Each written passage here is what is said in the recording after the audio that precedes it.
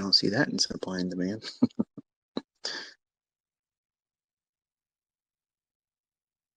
Elliot's still looking for a wave. So I think that's going to be it for this morning.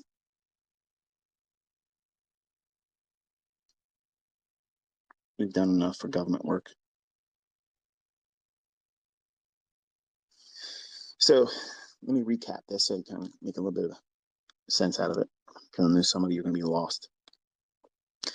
Everyone here live, that you were here live, you heard me outline everything, everything in proper context, everything you pointed to before the fact, explaining why in the best way I can and still follow price action, obviously. The idea of knowing when to avoid a trade, what market drivers to avoid, and then wait for the market to give you clues as to what it wants to do. Using higher time frame PD arrays, nothing that's in retail. Okay, I've seen a couple guys, I've already blocked them, and I'm telling you the reason why I blocked them, because they're going to tell you I blocked them because they're calling me a fraud and I'm hiding from them. No, I'm tired of seeing people say the stuff that I teach is renamed retail logic. They're liars. Okay, and I have a $500,000 bounty out there for someone to break down in detail where my stuff is before 1996 in writing, in video, anywhere. It's not. So walking you through live price action like this, okay, essentially, this is the best way of mentoring, because if the person you're learning from can identify where there's problems, where precision will be muddled, well, not muddled, less likely to be obtained. That means that they have clarity, they have the vision to see, okay, there's potential for problems, okay, for things to be obvious. So as a developing student, you want to have an educator, a mentor, someone that's going to be able to know what that's like. And you have to be around the block for a long time, lose lots of money and make lots of money, knowing this is what I did when I lost money, and this is what I did when I made money. And this is where I found the greatest increases in my understanding. Having that prowess, that experience, that is such a short commodity in this industry, because there are people out there that are extremely profitable, but they're not in the business of giving you their time like this. They're not interested. They don't care. It doesn't make them a bad person. It just means that they just don't care enough to sit down and give their time, because their time's too valuable. They don't have that mindset to want to be able to share. They go in here, they kill it, and they do their thing. They run their life, and there it is. It doesn't make them a bad person because they don't share it with you. Okay. I am a person that I have a promise I got to keep. So I do this. I love doing it. But it's important for you to contrast what it is that I do versus what everybody says I do or don't do. If I can't see it, if I can't outline it before it happens real time, then these concepts don't work. I think everybody can agree with that, right? If I can outline where it's going to go and why it's likely to go there, when it should happen, then that means what? That means there's an algorithm. That means I've had my fingerprints all over it. Okay? Knowing why price should go to these levels that are not in retail books is an advantage. It's an unfair advantage against retail traders. And yes, the Goldman Sachs alumni, they have no idea about this stuff. They have no idea that those things that I've shown in previous discussions and lectures and live sessions, you're not looking at my chart. But I walked you through this morning, showed you where the problem areas are, where the difficulties would be, what it should do, what it shouldn't do. And honestly, this is a difficult trading day today. So if you had a hard time looking at it and understanding, number one, it's good. That means you're going to dig into your chart. You're going to listen to this recording again and look and observe. But only the people that were here live, that were hearing me talk about the 1-minute candles before they painted, why it should do this, where it should go, why should it draw to this level, why it shouldn't be doing this. If it does this, it's problematic, and then it's going to go here. All those facets, they string together to give you a reason to not fear missing a move, because new moves are going to. And I don't feel regret if I don't take something, because I knew I have other opportunities and other tools that allow me to participate and build a bridge. The bridge was this morning. Once we went through the 930 high, we traded down. We wanted to see it want to go towards sell side. It failed. It wasn't able to do that. Once we ran out the high again, to do that again indicated what? We would be pressing into that volume imbalance from the daily chart at 3902, 3905 areas. I was saying it was going to likely go up into that. We traded up into it and then came back down into a bullish order block, which I outlined. Go back and listen to the recording. And there's a small little fair value gap. It trades down into that. And the opportunity was to reach into the consequent encroachment of that volume imbalance. And what that means is consequent encroachment is the midpoint of any kind of gap. A candle, the midpoint of that is mean threshold. It's always basically 50%. Okay, it's a halfway point. But those levels with the low of the gap and the high of the gap, it's 3 levels, very specific. I'm not trading in supply demand zones where it's ambiguous. Hope you find the right price. No. I teach my students and I showcase where these levels are specifically. And I walked you through it this morning, highly distracted with these people up on my first floor, stomping and banging, dropping, showing there. I'm flipping out right now. I'm kind of proud of myself that I didn't lose my shit earlier, but I'm focusing on these candles. So I'm trying to keep that focus there. But the run from the low of the volume imbalance in that fair value gap to the high of the daily volume imbalance. And I'll show you a chart and you can see my executions too. You'll see where I got in based on what I explained to you. And you'll see where I took partials and it'll make sense to you. But if you watch this, or you not watch, isn't the best choice of words here. Listening to it isn't going to be the same as the experience for those of you that were here live. So you had the opportunity to listen to me squawk, talk about where there is likely this scenario that unfold, pan out. If it doesn't do this, this is where it's going to draw to next. There's no setup here. There's nothing here. We're looking for this. We're looking for that. It's just meandering around. It's an ugly day so far. And then finally, what does it do? It gives us the clue we were looking for. I wanted to see it trade up into that daily volume imbalance. If it wasn't going to give me the setup that I wanted to see for a short into that liquidity void, which will be used at a later time now. There was no short for me.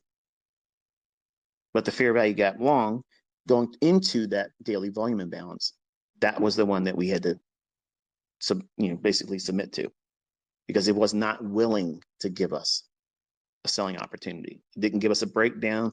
It didn't give us a fair value gap to sell short into. And I mentioned the fair value gap earlier after the 930 opening. While it was a draw on liquidity, I said that that's not something that I see as a shorting opportunity. Go back and listen. You can't edit it. I can't edit it. It's all live. Okay. I'm suggesting that that would be something that's not a short for me.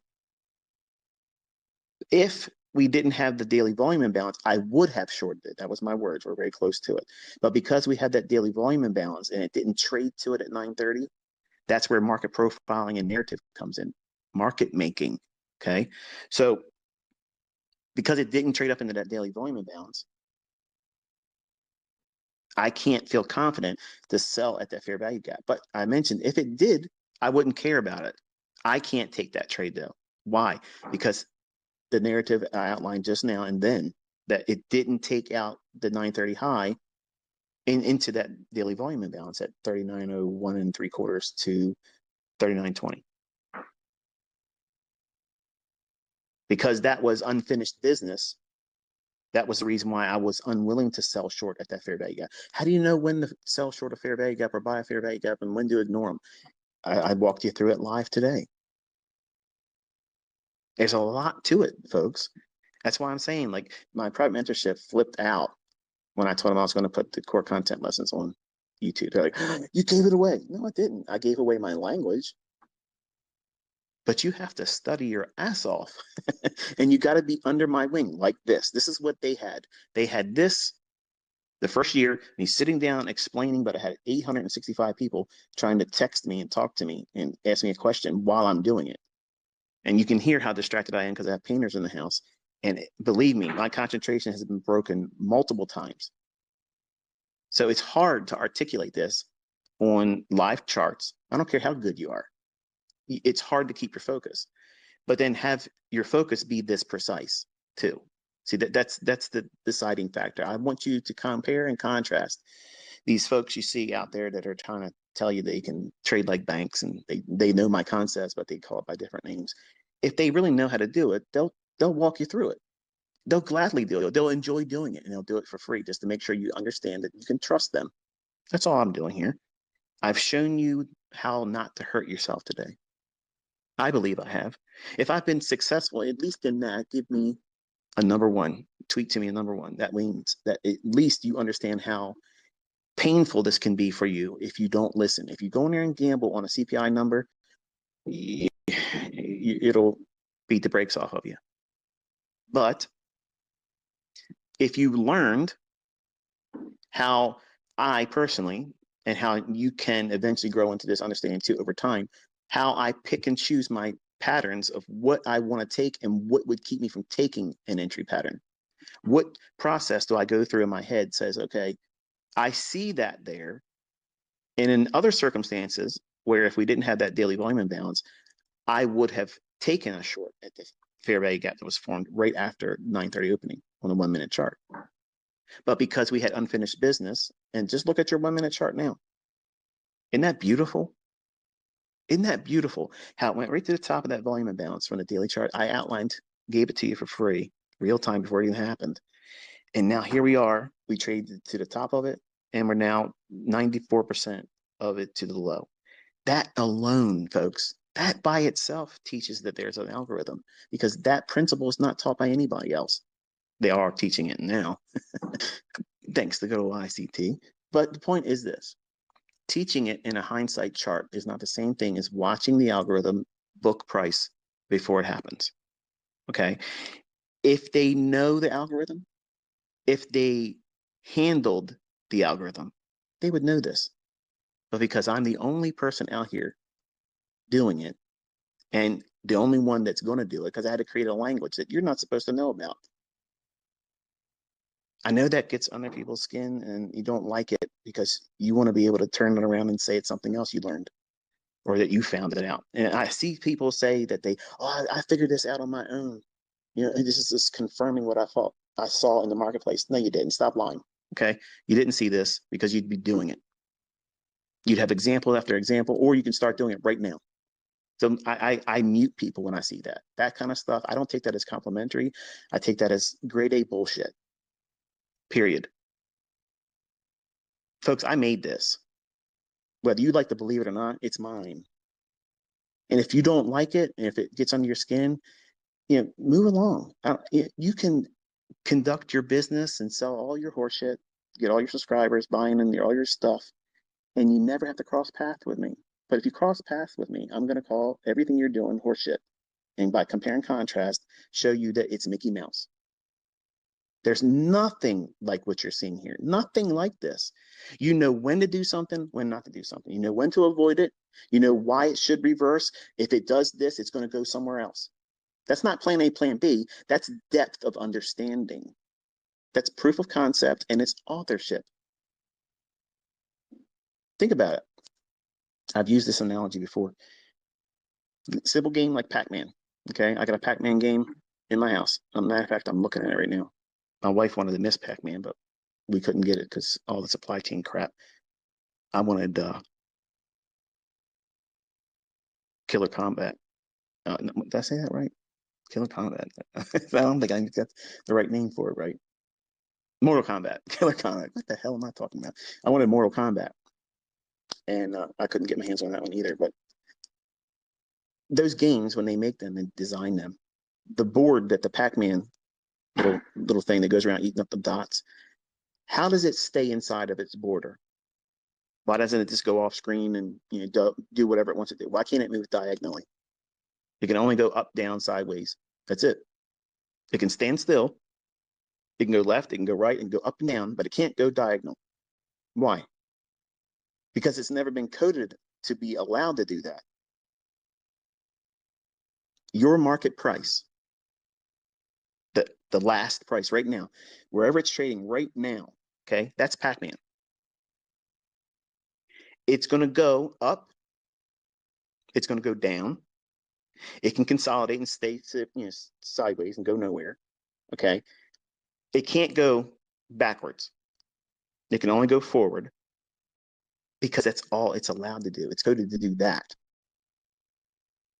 So when a designer makes a game like Pac-Man, okay, a coder that knows all the logic that goes into that machine, that program, they can sit down and play the Pac-Man game better than anybody else because they know what profile that the ghosts are chasing the Pac-Man are going to do. If they do this, then it's going to do that. And all I'm doing is illustrating proof of that here. And I know some of you get mad. Like you're punching the air right now because, damn it, he just proved it again. And how am I going to cancel this out now? Well, how about just stopping that and just warming up to the idea, I love doing this. And if you're already profitable, I can make you wildly more profitable if you just put down your bullshit. I'm not trying to war against anybody. I'm 50 years old. I'm set in my ways, and I like doing what I'm doing. Take advantage of that. I want you to. Just pull up a chair, show up every day, and take notes. I promise you'll leave better than you arrived. It's always going to be that way. But if you're lazy and you're just trying to get in here and give me an easy this and easy that, I've already done that for you. It's already on the YouTube channel. But if you want to know why these markets do what they do, why they book the way they book, you're not going to learn it from somebody else. You're not. And these 5-minute, condensing of, you want to learn ICT's bias in 5 minutes, made it easy this way. It doesn't work. Go watch them and you'll see that you didn't learn anything more. You didn't learn it faster. You didn't learn it better because you have to go through what I just walked you through today every day for months. You will not get this type of understanding just reading a book or watching my videos. You have to sit with me. It has to be something like over the shoulder, and then you get it. But you don't need this level of understanding to be profitable. You can use everything I have on that YouTube channel, and it's just fine. There's nothing missing. There's nothing needed beyond that. It's perfect for someone that wants to hit the ground running, go. But for freaks of nature, people that just simply want to know that they know, or be inside the clique, the inner circle, if you will, I do things like this because I know the intrigue with it all. I know some of you don't really want to believe there's an algorithm that does all this stuff and it's all buying and selling pressure. And you just give me the latitude to talk the stuff I talk, and you cherry pick what you want to take from what I say. That's okay. I had a lot of them in my mentorship. There's still some of them that will still tell you, I don't really believe there's an algorithm, but ICT knows some stuff about pricing. Okay, cool, whatever. There's no argument. That's all I'm trying to do is I've canceled all the arguments. There's no reason to argue about it. If you're already profitable, who cares if there's an algorithm that you believe or don't believe? If I'm showing proof of it and there's nothing to lean on in terms of other retail logic, and it repeats every week, every day, and it's highly precise, and I'm pushing a button, you're seeing executions, you're hearing the thought process, the internal dialogue. Why is Pac-Man, why is price going where it's going? And why should it stop there? Why should it react and go the other way? Why is Pac-Man hitting the wall and have a choice? He can only go left, he can go up, or he can go down. Those are choices because there's a ghost behind him chasing his ass. Okay, that's logic, and you don't get that in a book, and you don't get that experience just watching my videos or anybody's videos. Like, you have to have someone that literally knows how to see these things before they happen. Why should they even exist? Because Wyckoff doesn't make sense. Okay, that stuff is always explaining hindsight. That's the 6 o'clock news.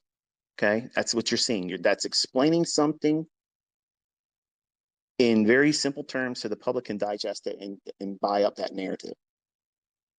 I'm giving you by the second of what price should be doing, where it should go, why it should happen. These same folks that in these investment banks, Goldman Sachs, JP Morgan, these people, they don't know what you're learning. I'm telling you, they don't. They've tapped me on the shoulder. There's your proof. You want to call bullshit, bullshit, we'll call it, okay? Those individuals don't know this stuff. But you're learning it. We would like to see you come. Nope, not interested. Go watch my YouTube channel. But shit, I don't need your money. I'm not interested in that kind of stuff. I don't want partnerships. I don't want to be obligated to nobody. I don't want none of that stuff. It makes it a job, which is what it's felt like the last 6 years. It's draining, man. It's so draining. I love teaching, but I don't want to do it in a formal setting because it takes all the excitement. I mean, isn't something like today, hearing it talk about what price should do, and then you're watching on your chart.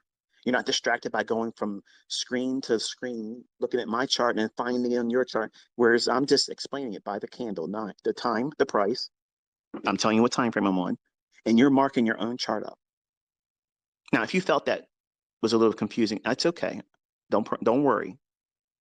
We'll have more examples of this. But for those that could navigate, you've been doing it for a little while.